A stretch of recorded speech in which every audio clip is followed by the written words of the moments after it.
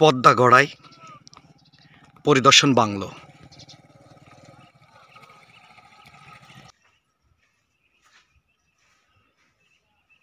গড়াই পরিদর্শন বাংলো।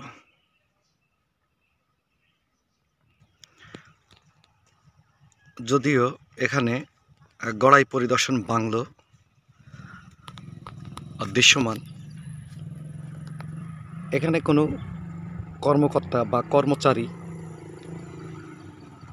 এখানে প্রতিনিয়ত থাকেন না।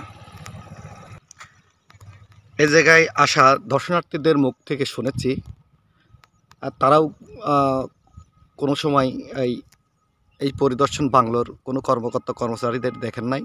তবে তারা বলেছেন যে এই বাংলোয় যখন তারা পরিদর্শন করতে আসেন শুধুমাত্র তখনই তারা এই বাংলো ব্যবহার করেন। কিন্তু এখানে প্রতিনিয়তই দর্শনার্থীরা বেড়াতে আসেন। এর আশেপাশে অনেক গাছগাছালি আছে যা নদীর তীরবর্তী যে গাছগুলো দেখা যায় সেগুলোই চোখে পড়ার মতো। আচ্ছা, এই বাংলোতে কোনো কর্মকর্তা কর্মচারীরা কি আসেন? জানি না, মাঝে মাঝে নাইট শো করতে আগে আসতে, এখন আসে না। এখন আর এই আপনাদের বাড়ি কি সবারই এই এলাকাতেই? আপনারা কোথায় যাচ্ছেন? মাছ ধরতে? এখানে বেড়াতে আসছে না? এখানে আপনারা এখানে প্রতিনিয়তই আসে না? আসে না। এটা এই বাংলোতে কোনো কর্মকর্তা কর্মচারী আসেন? এই বাংলাতে এখন কর্মকর্তা নাই। কখন আসেন তারা? তারা এখন বর্তমানে এই বাংলো ছেড়ে চলে গেছে। আচ্ছা, ধন্যবাদ। মূলত এই বাংলোটা গড়ে তুলেছেন পদ্মা গড়ার মোহনার তীরবর্তী সীমানার কাছাকাছি। এই বাংলোর পাশ দিয়ে পদ্মা গড়াই মোহনার যাচ্ছি আমি এখন। তবে খুব একটা বেশি দূর না, অল্প কিছু দূর গেলেই পদ্মা গড়ার মোহনার কাছে যাওয়া যায়।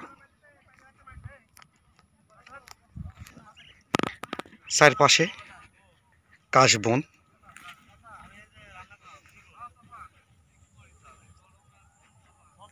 প্রচুর পরিমাণ কাশবনে ঘেরা চারপাশে।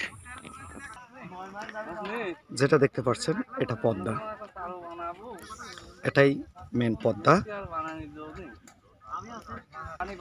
এই পাশ দিয়ে যেটা দেখতে পাচ্ছেন এটা গড়াই নদী।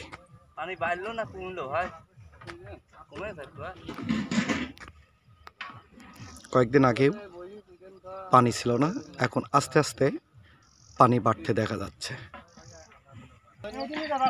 এই পরিদর্শন বাংলোর পাশে বেড়াতে আসা প্রতিনিয়ত লোকজন এভাবে পিকনিক করে তারা রান্না করে খান, কিন্তু দুর্ভাগ্যবশত এখানে পানির কোনো ব্যবস্থা নাই।